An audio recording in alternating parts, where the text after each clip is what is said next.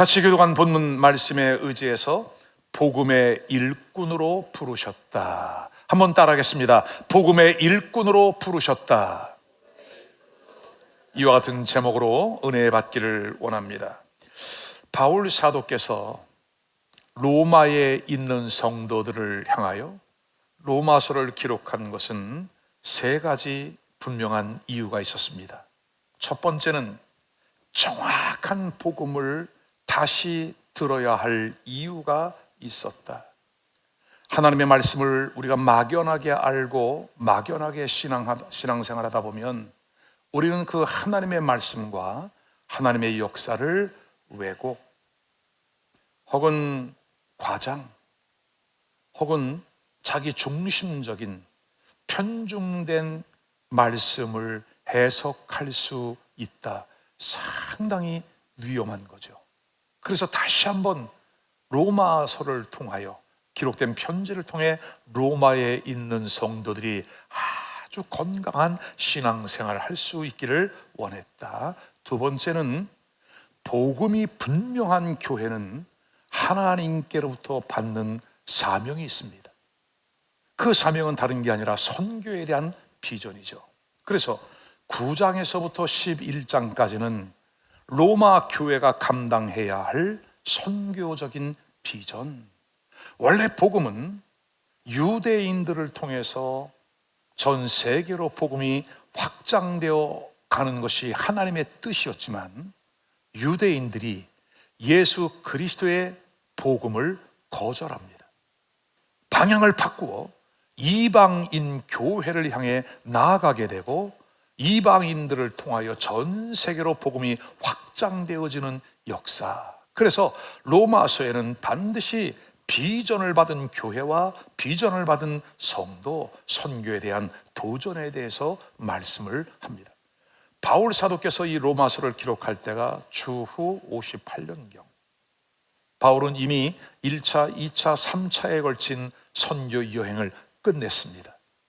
그리고 고린도에 머무면서 로마에 있는 교인들에게 편지를 보내는 거거든요. 근데 그 로마서 서론에 보면 이런 내용이 있습니다. 내가 로마에 가기를 몇 차례 시도했지만 그 길이 막혔다.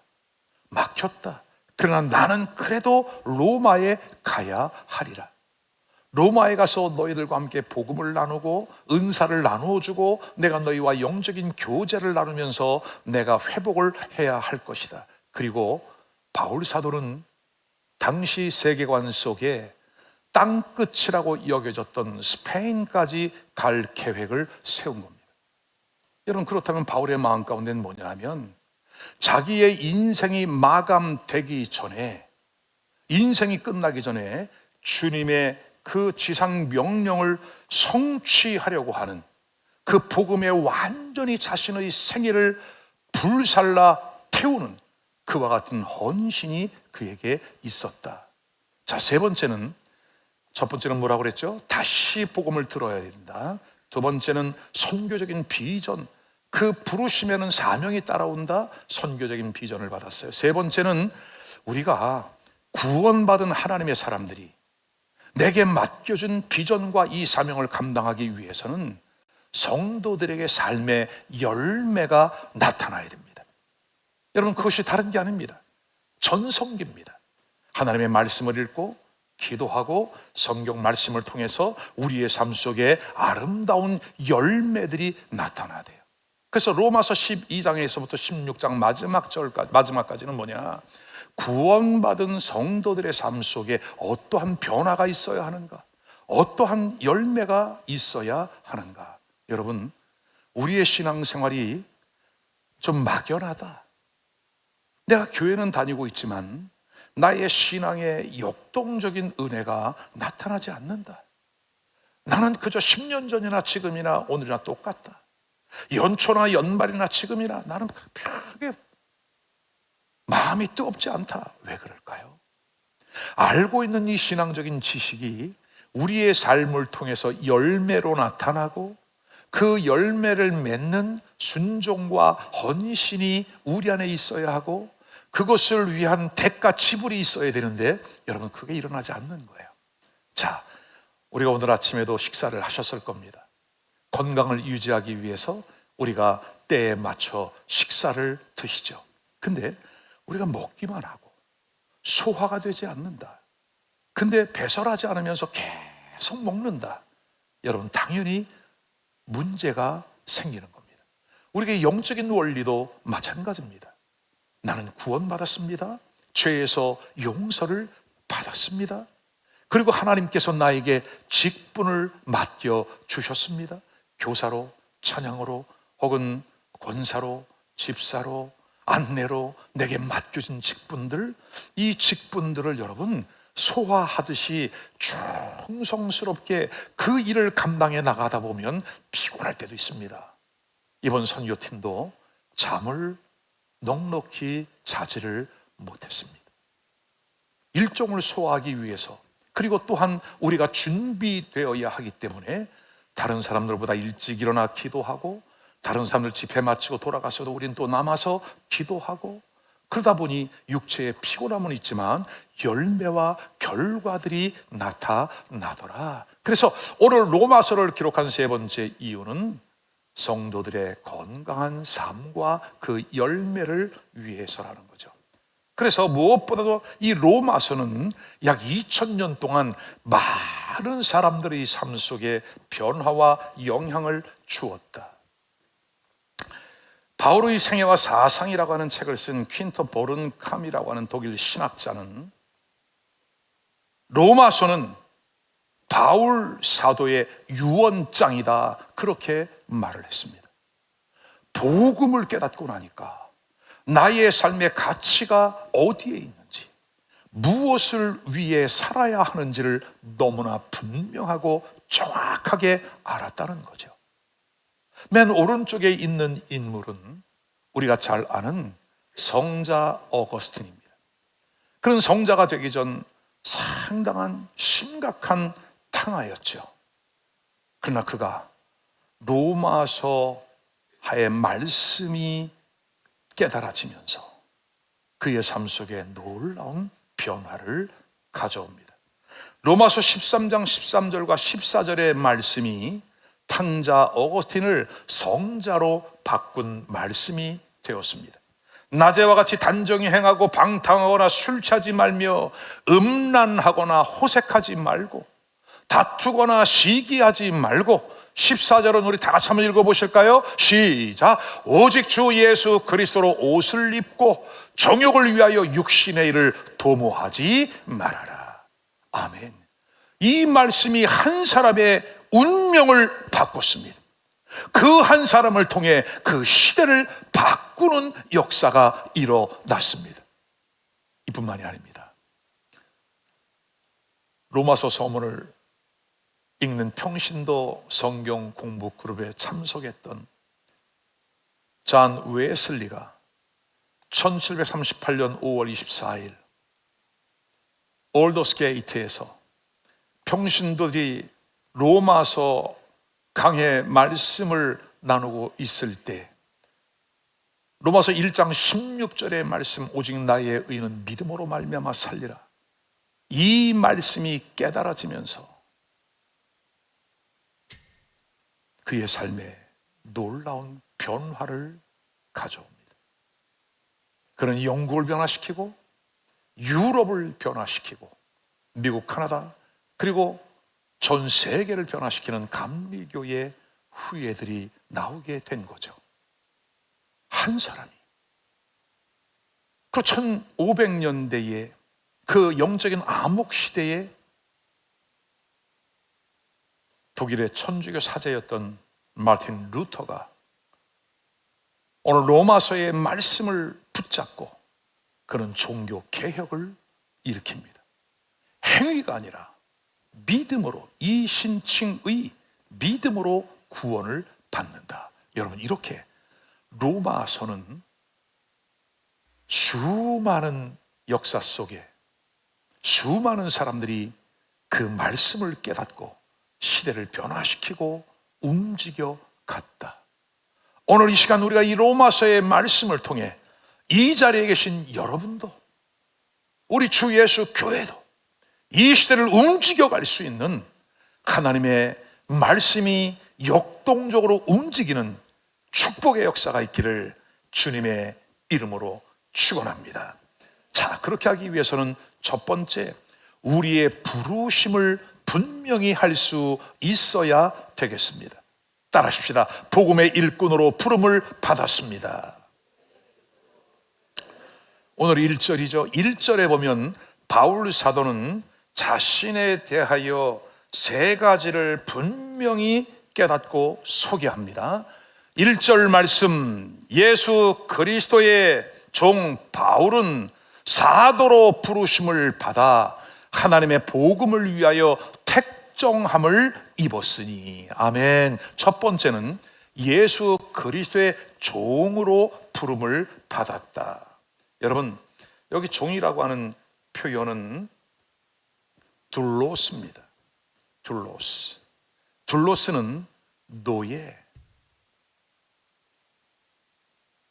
오늘 교회를 섬기는 목회자, 목사나 전도사를 종이라 그렇게 부릅니다. 근데 교회에서 목회자들을 부르는 이 종의 의미는 좀 존경의 의미가 담겨 있죠. 근데 이 둘로스의 원래의 의미는 그렇지가 않습니다. 그냥 노예입니다. 데오, 묶였다. 델로, 이 두 가지 단어에서 오는 거거든요. 올가미에 걸렸다, 생포당한다, 그런 의미를 담고 있습니다. 여러분은 어디에 매여 있습니까? 지금 어디에 묶여 살아가고 있습니까? 오늘 우리는 좀 다른 차원의 묶임이 있어. 바울 사도께서 나는 자유하나 내가 또 다른 하나님의 일을 위하여 나는 스스로 매인 바 되었다. 요즘 현대인들은 구속받는 것을 정말 싫어하죠. 우리 자녀들도, 더욱이 젊은 세대들은 두말할 나이가 없습니다. 근데 여러분, 우리는 하나님의 말씀 안으로 좀 더 깊이 들어가 볼 수 있기를 바랍니다.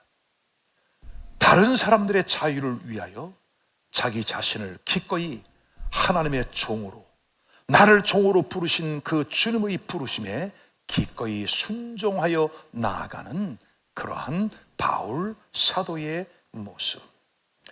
여기 둘로스에는 몇 가지 뜻이 있습니다. 둘로스는 자기 자유를 포기하고 다른 사람의 뜻에 자기를 복종시키는 사람이에요. 여러분, 이런 거 싫어하시죠? 근데 둘로스의 의미는 자기의 자유를 포기하고 다른 사람의 뜻에 자기를 복종시킨다. 두 번째는 둘로스는 주인의 소유물에 불과합니다. 이번에 잔지바르라고 하는 섬을 방문했습니다. 이슬람권의 영향을 받은 이슬람들이 많이 있는 지역입니다. 근데 그곳에 첫날 도착해서 한 교회를 방문했습니다. 역사적인 교회입니다. 앵글리칸 처치. 그 교회 바로 옆에 이제 전시관이 하나 준비되어 있습니다. 그곳에서 노예 매매가 이루어졌던 곳, 거기에 교회가 세워졌습니다. 저는 그 전시관에 있는 역사적인 자료들과 그 사진들을 보면서 정말 마음이 아팠습니다. 어찌 사람이 사람을 사고 팔까?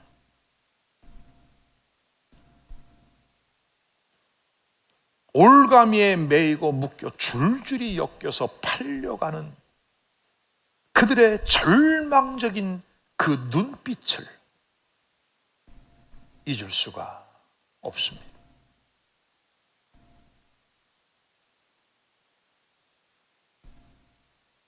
오늘 우리에게 다시 한번 예수 그리스도의 사랑과 그 말씀과 사명에 둘로스, 종이 되어지는 자발적인 매임이 있는 은혜가 우리 안에 있기를 주님의 이름으로 부탁합니다. 두 번째로 바울 사도는 사도로 부름을 받았답니다. 아포스톨로스는 동사 아포스텔로에서 왔습니다. 동사라는 말이죠. 동사, 움직인다는 뜻이죠. 보냄을 받았다. 누군가에게 보냄을 받는다. 원래 이 아포스톨레스의 고전 헬라어에서는 이것이 해양 언어로 사용됐습니다. 화물선이나 원정 함대의 함장, 새로운 땅을 개척하기 위하여 개발하게 보내는 파견된 자 원정대, 이것이 아포슬로토스, 보냄을 받았다고 하는 뜻이 담겨 있습니다. 탄자니아 땅을 향해서 찾아가는 겁니다. 이번에 탄자니아 땅에 사역을 하고 있는 85명의 선교사님들이 전국에서 모였습니다. 국내선 비행기를 타고 오신 분도 계시고, 이틀 동안 육로로 버스를 갈아타고 오신 분도 계시고, 이분들이 모여서 함께 은혜를 받고 하나님의 보냄을 받아 30년 전에, 35년 전에 젊은 청년의 모습으로 갔다가 이제는 흰머리의 노인이 될 정도로 하나님의 보냄을 받은 그 땅에서 그 선교적인 사명을 감당하는 그들, 너무나 많이 지쳐있고 그냥 우리 찬양팀이 가서 한국말로 찬양만 불러도 눈물을 쏟아내는 거예요. 한국말로 찬양할 일이 없거든요. 현지 언어로 찬양을 해야 하고 현지 언어로 살아야 되고, 그냥 한국 사람들끼리 모여서 대화를 나눠도 은혜가 되는 그 시간, 하나님의 보냄을 받은 자들, 그리고 다시 보냄을 받은 자들을 통해 서로 격려가 되어지고 위로가 되어지고 회복이 되어지는 역사들이 얼마나 많이 일어났는지. 여러분, 다음 주 선교 보고의 사진과 영상을 보십시오. 그렇게 아프리카 대륙을 마치 사냥꾼 에서처럼 뛰어다니던 선교사님들이 그 강단 앞에 나와 눈물로 부르짖으며 기도하고, 이제는 몸도 육체에 질병이 있어 관절이 움직이질 않아, 팔이 올라가질 않아. 하나님이 치유하는 역사가 일어나기 시작하는데, 들리지 않던 귀가 들리기 시작하고 움직이지 않던 팔이 돌아가기 시작을 하고, 그렇게 눈물로 다시 청년 시절에 처음 선교사로 파송받았던 그 시절을 기억하면서 뜨거운 회복의 눈물이 있었던 그 시간들, 오늘 우리는 보냄을 받은 자다. 아멘입니까? 다시 한번 선교팀으로 갔던 분들, 그리고 교회에서 함께 기도로 동역해준 여러분 모두에게 다시 한번 고마운 마음을 전합니다. 오늘 바울 사도는 5절에 보니까 그로 말미암아 우리가 은혜와 사도의 직분을 받아 그 이름을 위하여 모든 이방인 중에서 믿어 순종케 한다라고 그렇게 말씀합니다. 오늘 바울 사도가 은혜와 사도의 직분을 받은 이유, 예수 그리스도의 복음, 그 이름을 위하여 모든 이방인 중에서 믿어 순종케 하나니. 여러분, 놀라운 일들이 벌어졌습니다. 우리가 떠나기 전날 한 지역에 가서, 이슬람권입니다. 조금 외집니다. 우기철이 아닌데도 엄청난 폭우가 새벽 2시부터 부어지기 시작을 합니다. 어떻게 해야 할까? 이렇게 엄청난 비가 쏟아지는데 이제 가지고 온 옷도 거의 여분이 없고, 그렇다고 우리가 비를 피할 수 있는 우산이나 우비를 가져오는 것도 아니고, 어쨌든 선교지로 갔습니다. 그곳에서 세미나를 할 수도 있고 우리끼리 집회도 할 수 있고, 근데 하나님의 성령이 우리의 마음을 감동합니다. 만약에 너의 아들을 잃어버렸다면 날씨가 좋을 때는 찾아다니다가 오늘처럼 비가 오면 오늘은 비가 오니 집에 있어야 되겠구나, 쉴 부모가 누가 있겠는가. 비가 오지만 선포를 하고 전도를 나갔습니다. 기도하는 가운데 그런 깨달음을 주시는 거예요. 왜 우기철도 아닌데 이 엄청난 비가 쏟아지고 있는지 아느냐? 만약에 오늘 날씨가 좋았다면 이 동네에 살고 있는 사람들이 일을 하러 나갔든지 자기의 일을 보러 나갔을 것이다. 여러분, 놀랍게도 집집마다 사람들이 다 기다리고 있어. 비가 오니까 움직이질 않는 거예요. 근데 가가호 찾아가서 전도제를 나눠주고 복음을 읽어주기만 하는데도 이슬람권에 있는 사람들이 눈물을 흘리고 예수를 믿어 3분 만에 길거리에서 무릎을 딱 꿇고 예수님을 영접하는 기적 같은 역사가 일어나더라, 이겁니다. 보내심을 받지 않았으면 그 영혼이 어찌 되었을까? 여러분, 놀랍게도 비를 흠뻑 맞고 저도 속옷까지 다 젖었죠. 그냥 막 울고 싶었습니다. 이 비는 아버지의 눈물인가 보다. 이 비는 이들을 향한 예수님의 눈물인가 보다. 이 비는 너희가 너무나 잘 찾아왔구나. 여기에 잃어버린 나의 백성이 있는데 너희가 너무 잘 왔구나. 그 마음에 눈물처럼 느껴지기도 하고. 여러분, 놀랍게도 그날 한 30명 정도가 바로 따라온 거예요, 교회로. 선교사님이 그 지역에 35년을 사역을 했는데 깜짝 놀래. 아니, 어떻게 이런 일이 생기는가 도대체. 그 전날도 목회자 세미나를 하는데 사람이 오질 않았어요. 선교사님이 그래요. 목사님, 오늘 별로 이렇게 못 오는 것 같습니다. 선교사님, 괜찮습니다. 저는 10명이 와도 5명이 와도 몇십 명 괜찮습니다. 나중에 보니 250명이 몰려 성전 밖에까지 서서 눈물바다, 통곡바다, 은혜의 바다가 돼서 잘 왔다, 잘 왔다. 보냄을 받아가는 이 사명, 오늘 바울 사도는 하나님 앞에 그러한 사명을 받았대요. 사도행전 9장 15절, 이 사람은 내 이름을 이방인과 임금들과 이스라엘 자손들 앞에 전하기 위하여 택한 나의 그릇이라. 여러분, 죄에서 구원받은 것을 믿습니까? 우리가 구원을 받았을 때는 거기에 보너스 패키지로 따라오는 것이 있으니 그것이 바로 사명이다. 사명이다. 어제 저녁 예배 시간에 우리 청년들과 좀 대화를 나눴습니다. 얘야, 너는 사명이 뭐니?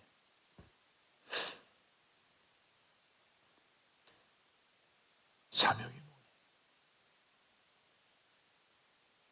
예배 끝난 이후에 교육자실에서 2차 교재를 나누었습니다.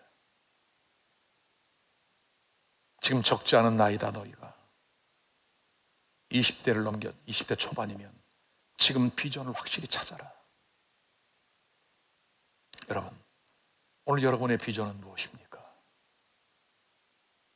주님 안에서의 여러분의 사명은 무엇입니까? 오늘 바울 사도는 이방인과 임금들, 헤롯 아그리빠 왕에까지 가서 그 왕 앞에까지 가서 복음을 전했던 바울 사도의 이 사명. 바울은 자신이 사도라고 하는 분명한 사명감을 가졌다. 오늘 나에게도 크리스찬으로서의 분명한 정체성을 가질 수 있기를 주의 이름으로 축원합니다. 갈라디아서 1장 1절, 사람들에게서 난 것도 아니요 사람으로 말미암은 것도 아니라 오직 예수 그리스도와 및 아버지로 말미암아 사도된 바울은. 여러분, 바울 사도가 복음을 열심히 전하는데 가는 데마다 박수를 쳐주고 인정하고 칭찬받은 게 아닙니다. 바울 사도를 향한 풍문이 뒤에서 막 돌기 시작을 했습니다. 이 사람은 사도가 아니래. 쉽게 말하면 이거죠. 누구누구 목사님, 우리 목사님 알고 보니까 목사 안수 안 받았다는데, 그리고 이분 가짜라는데. 기가 막힌 소문들이 바울 사도가 가는 곳마다 꼬리에 꼬리를 물어. 그러니까 바울 사도는 자기 자신에 대해서 긴 설명을 했어야 됐어요. 사람들에게서 난 것도 아니고 사람으로 말미암은 것도 아니라 오직 예수 그리스도와 및 아버지로 말미암아 사도된 바울은. 그럼 베드로가 이렇게 자기를 장황하게 설명하나요? 베드로는 달랐어요. 여러분. 얼마나 불리한 조건 속에서 모함을 당하고 매를 맞고 동족들에게도 이방인들에게도 바울을 죽이기 전에는 나는 아무것도 먹지 않겠다. 바울 암살단 40명이 바울을 추격해와. 여러분, 하룻밤인들 편하게 발 뻗고 잔 날이 바울 사도에게 있었을까요?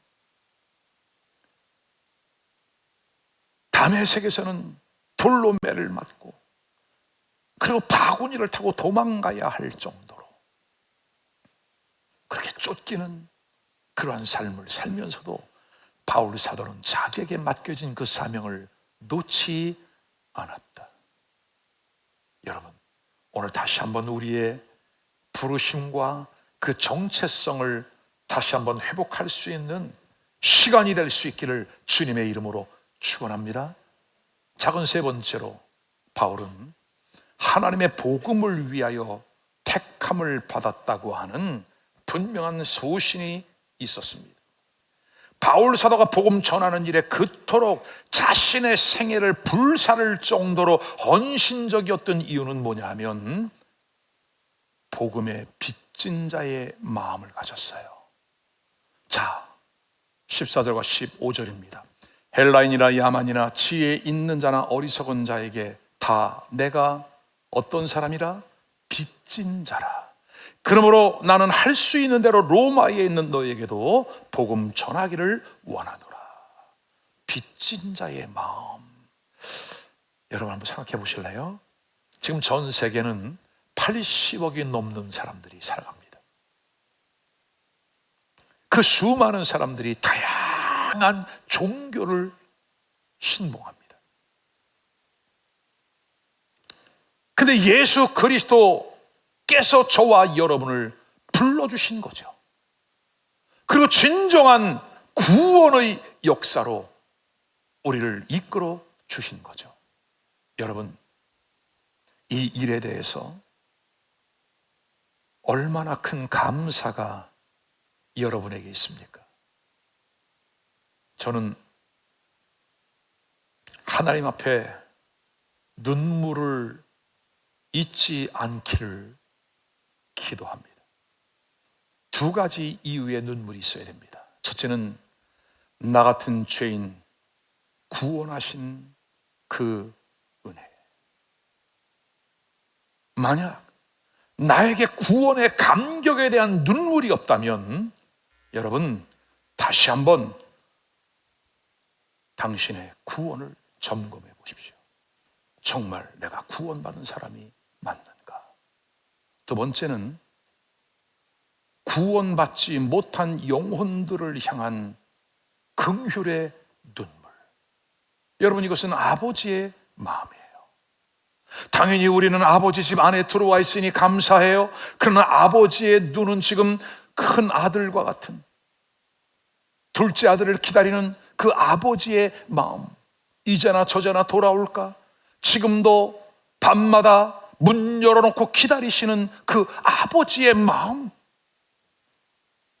저 아프리카 사람들, 이 동남아시아의 그 사람들이 아니라 그들이 잃어버린 나의 형제요, 나의 가족이라.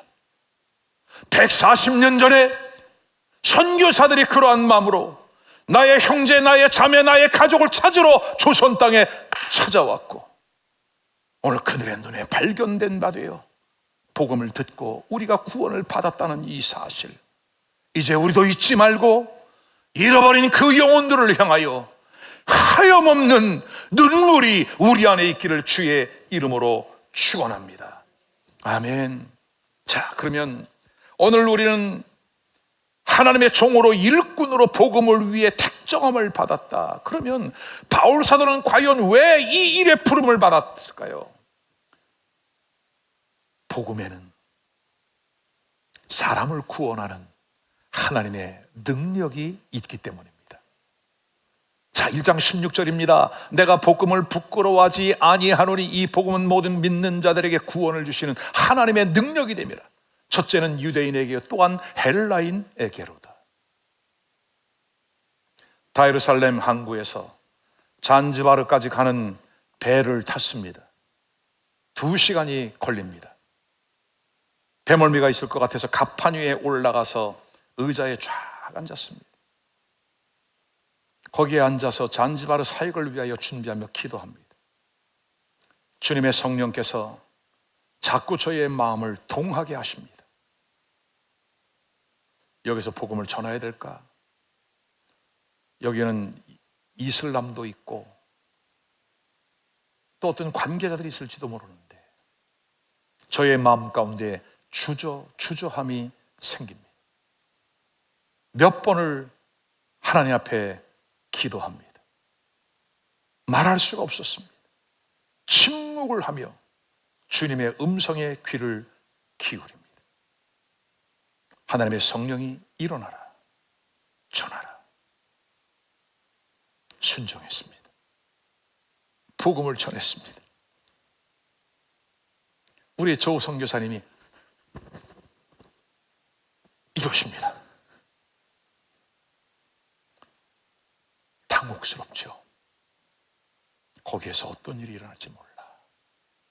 여기서는 안 된다. 그러나 저는 분명히 성령의 감동을 받고 일어났어요. 때로는 우리가 생각하지 못한 곳에서도 주님이 복음을 전하라 말씀하십니다. 사도들은 제사장 그룹에 의하여 다시는 예수의 이름으로 말하지 말라 엄금하였으되 너희가 새벽부터 예수의 도를 전하여 예루살렘 온 성에 예수의 도가 퍼져 나갔다라고 사도행전 5장은 말씀합니다. 엄금을 했어도 막을 수 없는 복음의 역사. 오늘 사랑하는 여러분, 왜요? 이 복음에는 우리를 살려내시는 하나님의 구원의 능력이 있기 때문입니다. 바울 사도는 이 사실을 2절로 4절에 이렇게 설명합니다. 이 복음은 하나님이 선자들을 통하여 그 아들에 관하여 성경에 미리 약속하신 것이라. 그의 아들에 관하여 말하면 육신으로는 다윗의 혈통에서 나셨고 성결의 영으로는 죽은 자들 가운데서 부활하사 능력으로 하나님의 아들로 선포되셨으니 곧 우리 주 예수 그리스도시니라. 아멘. 아멘. 오직 복음만이 사람을 변화시키고 세상을 변화시킬 수 있음을 믿으시기를 바랍니다. 집회할 때마다 탄자니아의 현지인들이, 목회자들이, 이슬람을 믿는 분들이 그렇게 눈물을 쏟아내며 예수님을 찾아, 하나님을 찾아요. 그 눈에 보석 같은 눈물들이 주르륵 흘러 아프리카 대륙을 주름 잡고 다니는 선교사님들이 그렇게 눈물을 쏟아내. 왜 그랬을까요? 그들의 영혼을 살려내는 예수 그리스도의 말씀, 복음의 말씀이 그들 안에 역사했기 때문인 줄로 믿으시기를 바랍니다. 사랑하는 여러분, 다른 그 어떤 것으로 세상을 변화시킬 수 없습니다. 사상으로 안 됩니다. 운동으로 안 됩니다. 캠페인으로 안 됩니다. 오직 예수 그리스도의 복음이 이 세상을, 사람을 변화시키는 줄로 믿으시기를 바랍니다. 왜요? 오늘 1절에 보니까 하나님의 복음을 위하여, 하나님의 복음을 위하여, 이 복음의 소식. 복음은 단어 표현을 하면 복된 소식, 기쁜 소식 아니겠습니까? 유앙겔리온, 복된 소식이죠, 여러분. 근데 이 세상은 복된 소식이 오기 전에 아주 배드 뉴스가 있었습니다. 첫사람 아담과 하와가 에덴 동산에서 선악과를 따먹고 난 이후 인류는 사단에게 끌려다녀 죄의 노예가 돼 가시와 엉겅퀴가 나 저주의 삶에 있어 행복하지 않아 불행해. 무엇을 위해 살아가야 되는지 몰라. 그저 이 땅의 것이 전부야. 먹고 입고 마시고 살아가는 것이 인간의 최고의 행복이라고 사단이 속여놓았어요, 여러분. 그러나 이제는 예수 그리스도의 십자가의 복음을 통하여 우리 안에 진정한 생명의 복음, gospel, God plus spell, 하나님의 말씀, 그 생명의 복음이 우리를 진정한 행복으로 변화시켜가는 줄로 믿으시기를 바랍니다. 자, 두 번째는 그 복음의 핵심은 다른 것이 아니라 예수 그리스도이시다. 아멘. 이 복음은 하나님이 선지자로 말미암아 그의 아들에 관하여 성경에 미리 약속하신 것이라.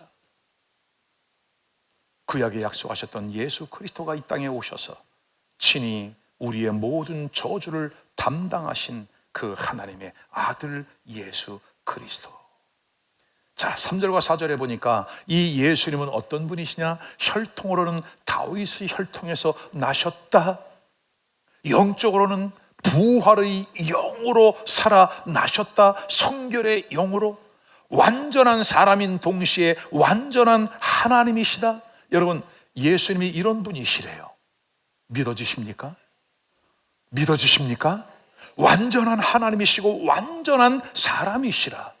그럼 왜 우리 예수님은 완전한 하나님, 완전한 사람으로 오셨을까요? 그것은 죄로 말미암아 죽어있는 우리 인간을 구원하기 위한 진정한 희생 제물은 짐승이 아니라 사람이 죽어야 되는 겁니다. 사람이 그 대가를 지불해야 되는 것이죠. 그러니까 완전한 인간의 모습으로 오셨습니다. 근데 죽으면 죽음으로 끝나면 안 됩니다. 이 사망의 권세를 깨뜨리고 다시 살아나셔야 하기 때문에 우리 주님은 완전한 하나님으로 오신 겁니다. 부활의 영으로 오신 겁니다. 우리 안에 예수 부활의 능력이 있습니다. 예수로부터 생명의 능력이 있습니다. 여러분, 이 사실을 꼭 믿으시고 오늘 다시금 우리의 심령 안에 새로워지는 역사가 있기를 주님의 이름으로 축원합니다. 끝으로 세 번째, 오늘 우리도 이 일을 위하여 사도의 직분을 받았다. 특정한 사람만이 아닙니다. 바울 사도만 해당되지 않습니다. 오늘 1장 5절에 보니까 이렇게 말합니다. 그로 말미암아 우리가, 누가요? 그로 말미암아 누가요?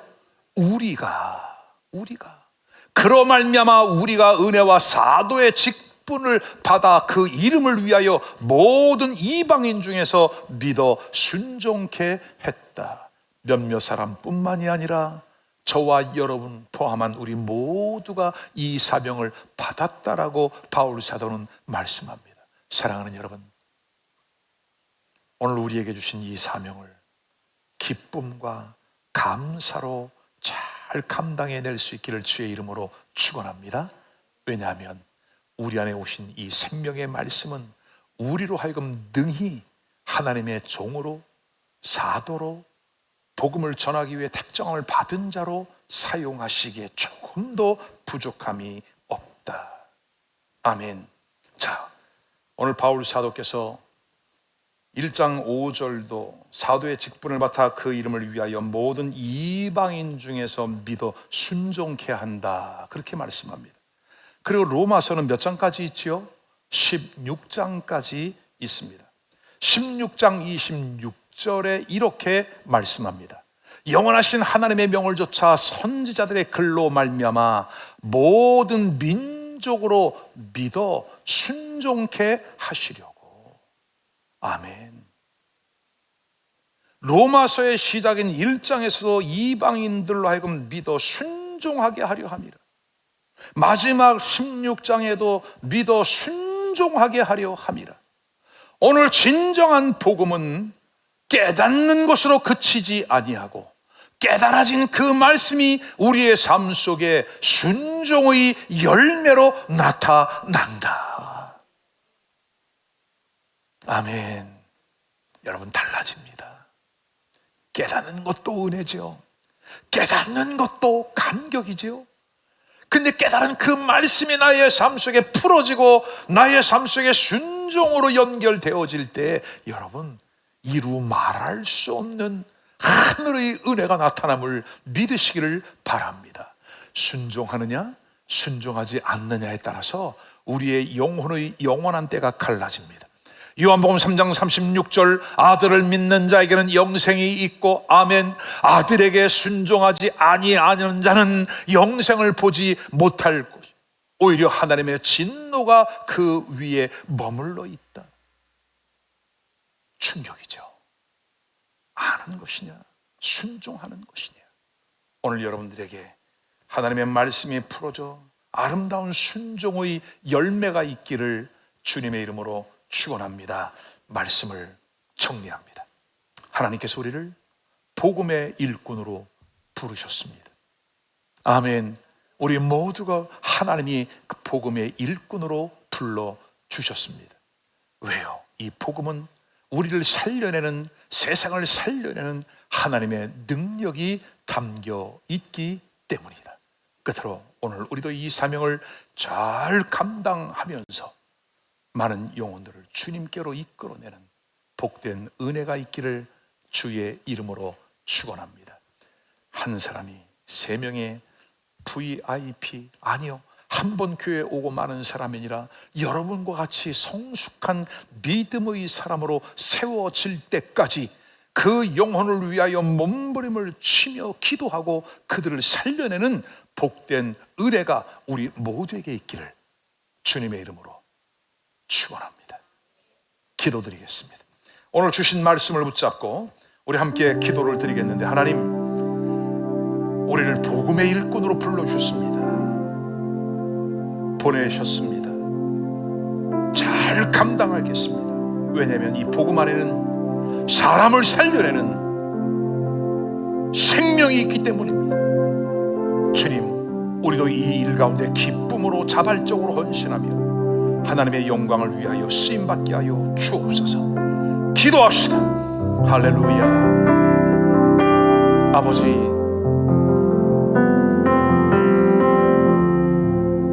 바울 사도께서 그렇게 로마로 가기를 원했습니다. 로마에 있는 교인들이, 황제를 신으로 섬겼던 그들이 이제 예수 그리스도의 복음의 도에 굴복했습니다.